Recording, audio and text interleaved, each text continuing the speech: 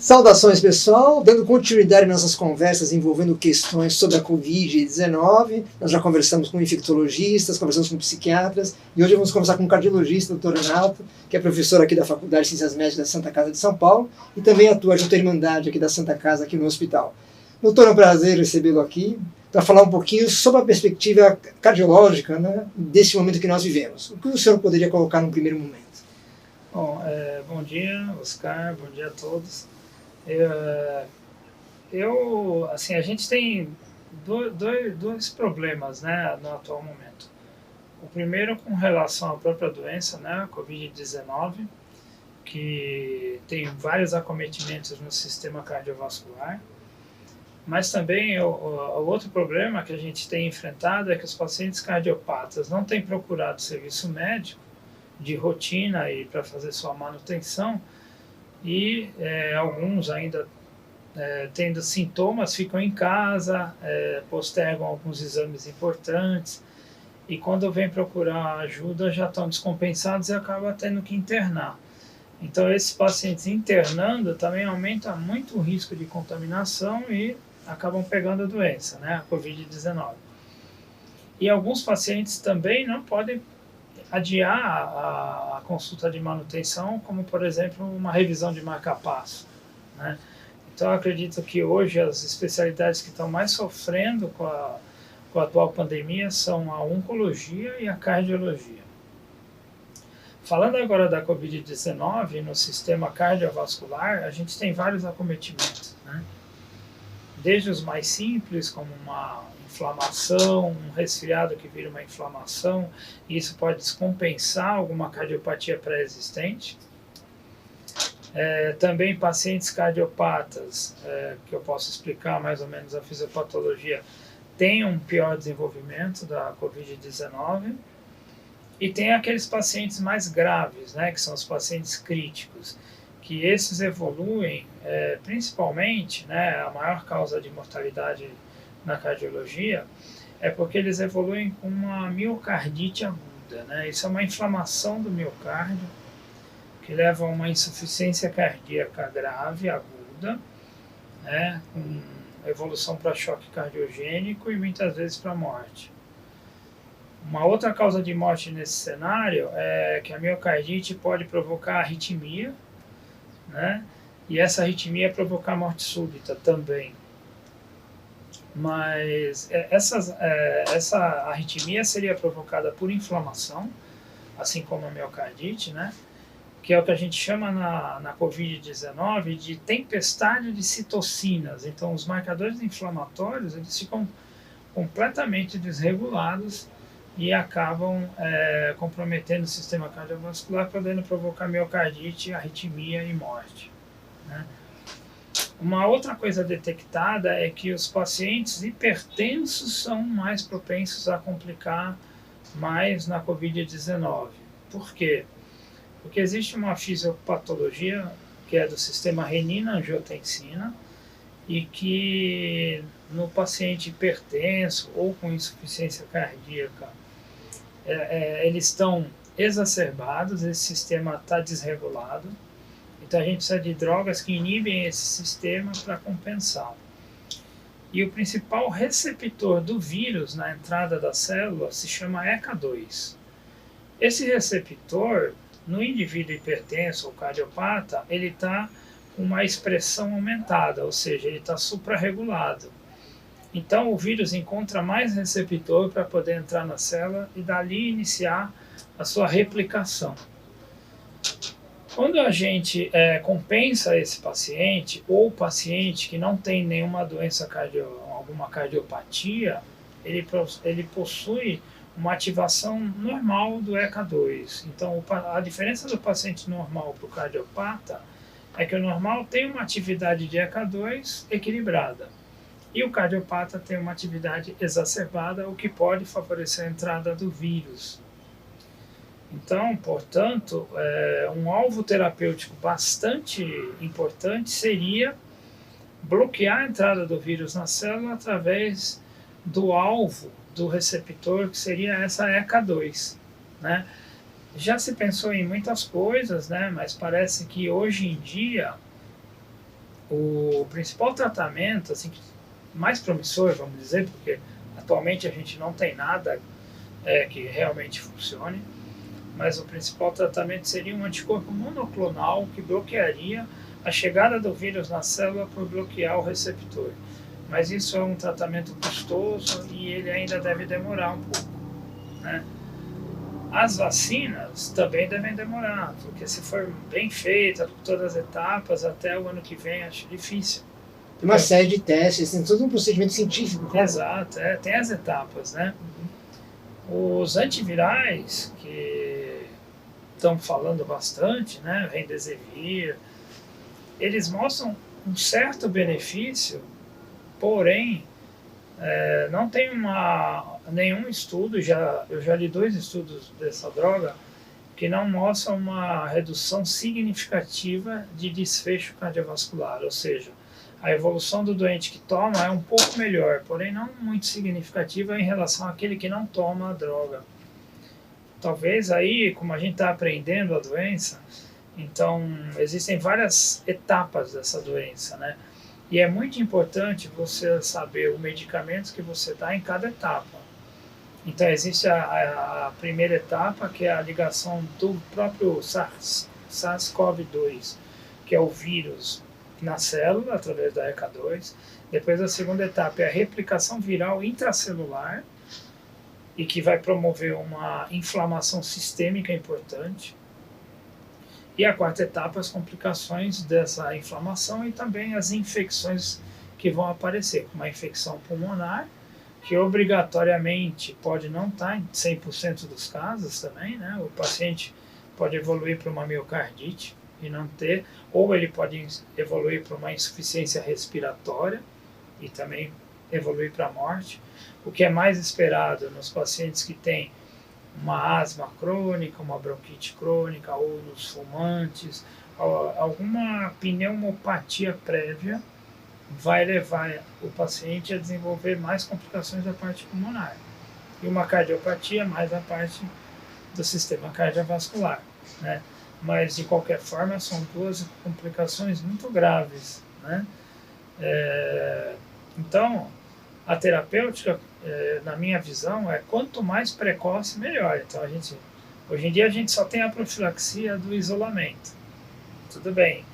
Mas, passado isso, a gente tem que pensar na ligação do vírus no receptor, depois na replicação viral, depois nas complicações.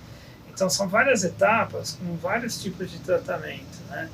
Agora, o cardiopata, né, em geral, que tipo de prevenção ele pode, além, você não falou do distanciamento social, que isso vale para todos, mas o cardiopata que está vendo essa conversa, ou alguém que na família tem um cardiopata, tem algum outro tipo de recomendação preventiva que a gente poderia passar? A primeira é o isolamento mesmo, né? Mas o cardiopata, ele precisa estar estabilizado na sua doença. Então, eu tenho atendido alguns pacientes que precisaram vir, né? E outros até por vídeo, eu já atendi, deu para resolver, né? Mas é importante que ele tome os cuidados necessários e siga a orientação do seu cardiologista para não abandonar o tratamento. Alguns pacientes, um exemplo mais claro, né? Pacientes da cardio-oncologia, esses pacientes não podem abandonar o tratamento, eles precisam seguir com o tratamento, né? Porque eles podem descompensar da parte cardiológica e evoluir pior. Então, primeira coisa, controle sua pressão, sua arritmia, seu colesterol. Na cardiologia, a gente tem muitos doentes que a gente fala, esse paciente já é de alto risco porque já tem uma doença aterosclerótica. Então, são pacientes que já têm placas de gordura na coronária, por exemplo, né? Pensando no infarto, que é a principal causa de morte. Então, esses pacientes, com qualquer inflamação, mesmo uma gripe, né, eles passam essa placa de aterosclerose da forma estável para a forma instável. E isso desencadeia uma síndrome coronária aguda que vai desde uma angina instável até um infarto, que a gente chama SEM ou com supra-ST, que é da forma menos grave para mais grave. Então, uma descompensação da placa também pode ocorrer por inflamação. Então, aqueles pacientes que também são de prevenção secundária ou que já tem uma doença aterosclerótica, eles correm esse risco de desestabilizar a placa que previamente era estável, né? Uma outra complicação que a gente tem notado bastante é tromboembolismo. Então a gente estava focado no tromboembolismo venoso, que esses pacientes parece que após a inflamação ele desencadeia uma coagulação intravascular disseminada, que é complicação da inflamação. Uma outra faceta interessante é que, porque se a doença ela é pior acima de 60 anos, então por que alguns pacientes estão evoluindo mal e até morrendo com menos de 50 anos, por exemplo, né? Então se estudou muito isso, principalmente nos Estados Unidos, e descobriram que a obesidade era um fator importante. Não é porque que o obeso, né, sem nenhuma outra comorbidade, seria tão grave assim. Porque o paciente obeso é um paciente já basicamente muito inflamado. A obesidade, ela acentua muito marcadores inflamatórios. E essa doença é inflamatória demais. Então, isso é um gatilho, né? É como jogar gasolina na fogueira para ativar mais ainda o sistema inflamatório, e aí as complicações vão piorar, né? Como miocardite, etc. Então o paciente obeso tem sofrido porque já é inflamado basicamente, e quando vem a Covid ele inflama mais. Então ele não precisa ter 60 anos, normalmente ele tem menos, que ele é jovem e não tem outras doenças, e a evolução também é ruim. Agora, perante esse cenário de pandemia que o senhor colocou, que o senhor nunca passou, nenhum médico, né, da sua geração, né, da nossa geração, passou por isso, eu queria que o senhor falasse um pouquinho dessas alterações na prática profissional. O senhor falou rapidamente a questão da telemedicina, que já vinha sendo discutido, agora ganha uma outra dimensão, né, na prática profissional, e a atualização, né, não só via paper, claro, isso já acontecia via revistas, mas essa necessidade, né, de estar todo dia vendo o que está acontecendo, e os congressos também, né, presenciais, que passam a ser virtuais, os diálogos entre os grupos, né, que também passam a ser virtuais. Quer dizer, como que a sua atividade profissional alterou? Acho que alterou muito em pouco tempo. Alterou muito. A gente está trabalhando muito em casa, né? Primeiro para se atualizar, segundo porque as reuniões que a gente fazia presenciais na cardiologia uma vez ou duas por semana, a gente tem feito online, né? Virtual, de forma virtual. Então a gente teve que adaptar um horário que coubesse para toda a equipe, que é grande, tem mais de 20 médicos. Então a gente tem feito nas quartas-feiras, às 7 da noite até às 8, a reunião da cardiologia. Então essa é uma mudança da equipe, né? Segunda mudança na faculdade. A faculdade também está parada e a gente está tendo que fazer aulas online. Então nós tivemos que aprender a fazer aula online, né? Ou gravar, ou fazer presencial, ou usando um aplicativo. A gente tem usado o Zoom, mas a faculdade não tem, aí às vezes usa o Google Meet, né? Mas a gente está tendo que manter o programa da disciplina à distância. São desafios novos, né? São todos, e tem que aprender, não previamente, vou aprender para fazer mês que vem, não, tem que aprender para fazer agora. Então a gente aprende e faz, então está muito rápido, às vezes não dá certo, então a gente vai se adaptando, né? Os pacientes estão tendo que entrar em contato de forma por e-mail ou celular, né? E a gente resolve alguns, outros tem que vir mesmo. E os congressos, eles estão sendo muito bem aproveitados nessa forma online, porque já teve o congresso americano em março, que foi suspenso. Eu, por exemplo, consegui fazer o congresso quase todo pelo meu computador. Então você seleciona o que você viria lá presencialmente, você acaba vendo pelo computador, né? A gente também não deixou de mandar os trabalhos para os congressos. Então, em agosto, teria o Congresso Europeu de Cardiologia na Holanda, e também foi suspenso, mas a gente acabou de receber ontem uma mensagem do Congresso que o nosso trabalho foi aprovado para ser apresentado, então a gente vai apresentar de forma virtual. O Dr. Fábio Pinton, da Hemodinâmica, vai apresentar, que ele é o primeiro autor do trabalho. E a gente espera que os congressos voltem, mas também se não voltarem, a gente vai continuar mandando por virtualmente os trabalhos e apresentando, né? Que é uma forma também da gente se atualizar e mostrar também o que a gente passa e o que a gente acaba vendo aqui na Santa Casa, né? Porque a gente tem os pacientes das formas mais graves e raras, basicamente comparável ao mundo, né, ocidental e oriental, e a gente precisa também mostrar a nossa experiência.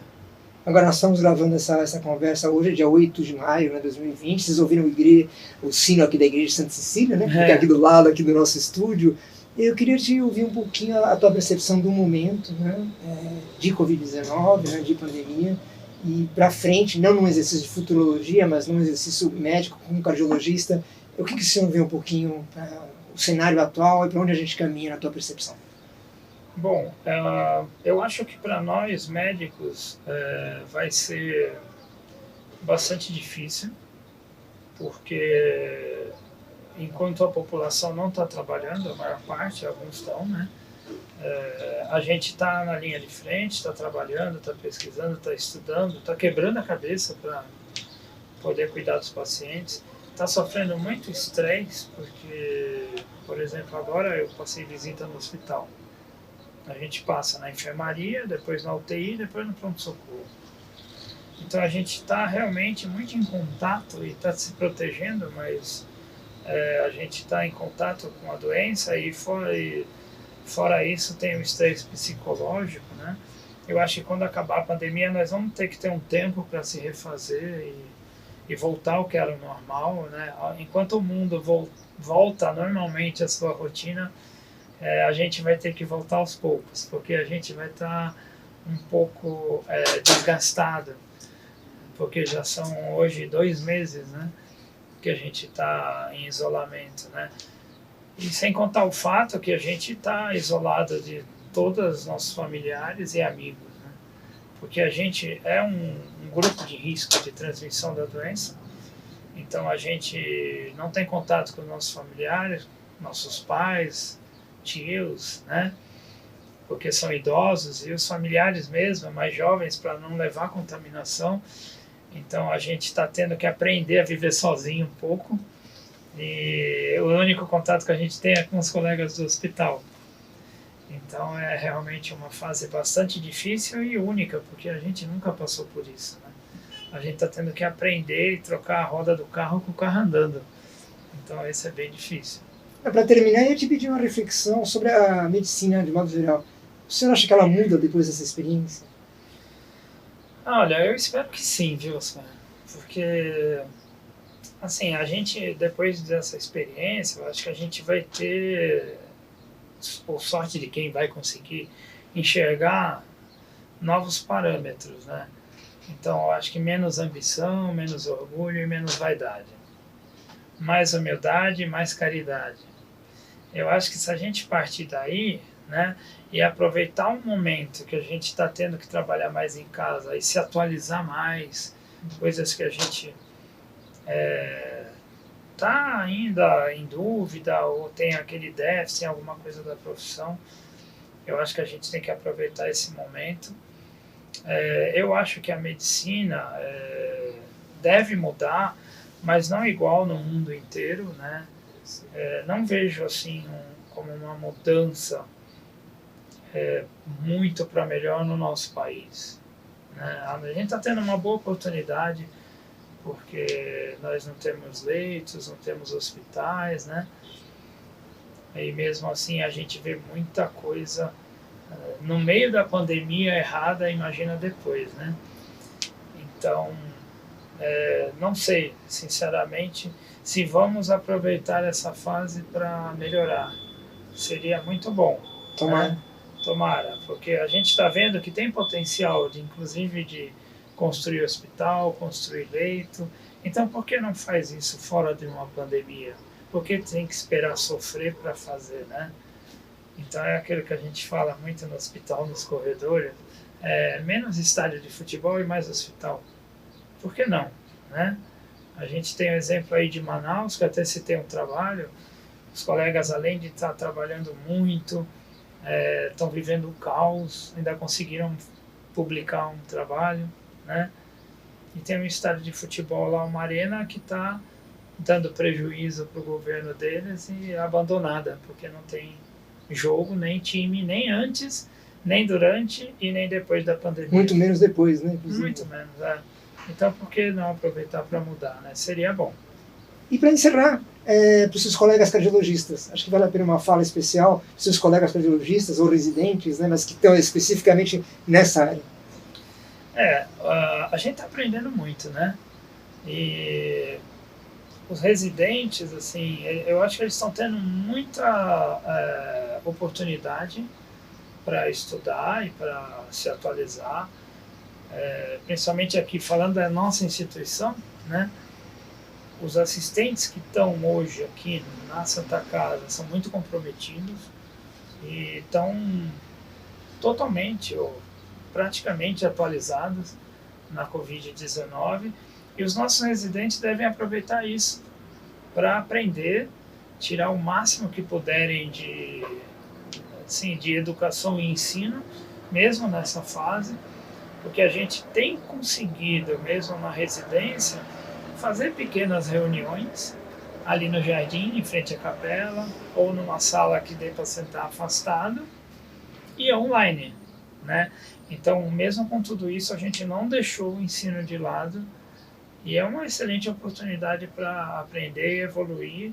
Só espero que passe rápido, né? Porque quanto mais tempo demorar, também maior o desgaste, mais difícil é a volta, né? Esse retorno vai ser gradual, e para nós da medicina vai ser mais gradual ainda, porque nós vamos voltar cansados, né? E eu não sei se a gente vai conseguir acompanhar o ritmo da população em geral, pelo menos no começo, eu acho que vai ser mais difícil.